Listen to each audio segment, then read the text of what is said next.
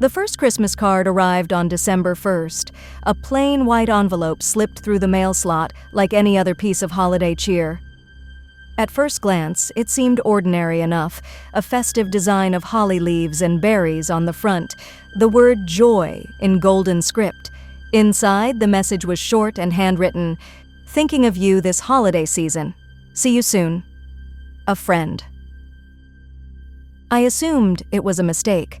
My name wasn't on it, and there was no return address. The handwriting was neat but unfamiliar, and the signature gave no clue to the sender's identity.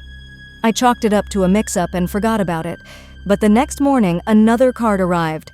This one featured a snowy scene of a cabin in the woods, the moonlight reflecting off the pristine white ground. Inside was the same handwriting, "Counting down the days. A friend." A chill ran down my spine. I lived alone in a small apartment in the city. I hadn't sent or received Christmas cards in years, and I couldn't think of anyone who would send me one now, let alone anonymously. I called my mom, hoping she might know something. "Probably just a secret admirer," she teased. "You know, someone getting into the holiday spirit." Her words didn't comfort me.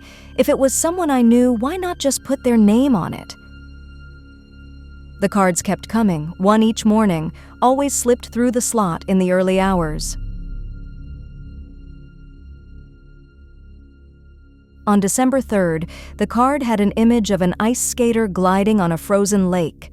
The message inside read, "Closer than you think? A friend." I started double-checking the locks on my doors and windows, feeling more uneasy with each passing day. Whoever was sending these cards wasn't just sending holiday cheer, they were watching me. On December 5th, the card changed tone entirely. Instead of cheerful artwork, it was plain white with red handwriting inside.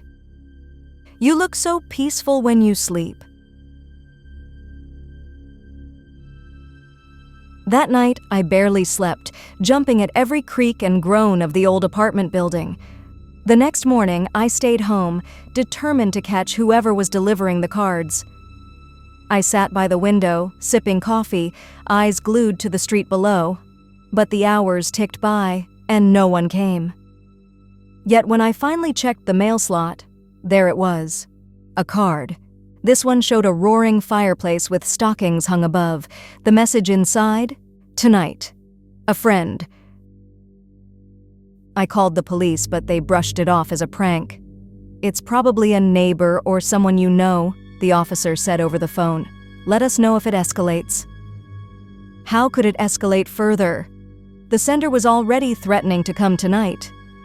I decided to stay up all night, a kitchen knife within reach. I triple-checked every lock and turned off all the lights, leaving only the glow of the Christmas tree in the corner.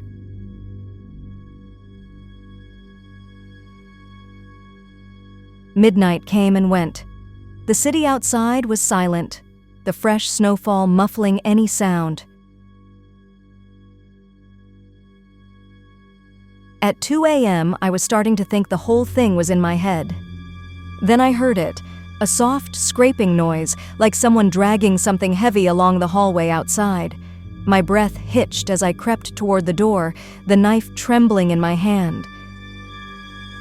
The scraping stopped. Then a knock, not loud or insistent, just a single soft knock. "Who's there?" I called, trying to keep my voice steady. No answer.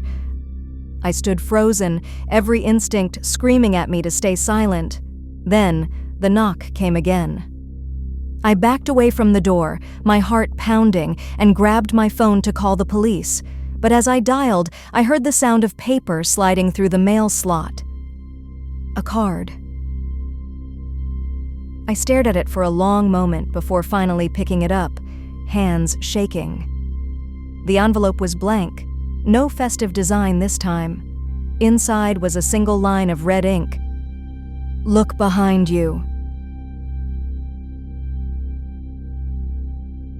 I spun around, the knife clutched tightly.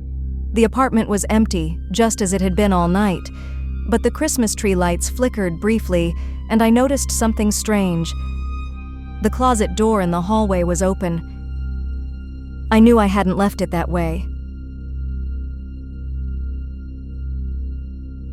The police found me hours later, huddled in the corner of the living room, clutching the knife. I had called them but couldn't explain what was wrong. They searched the apartment and found no one, no signs of forced entry.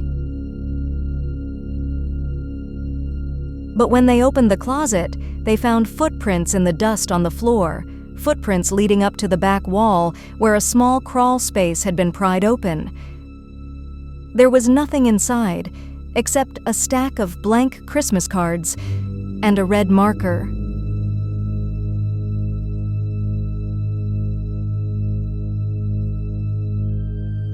I moved out the next day.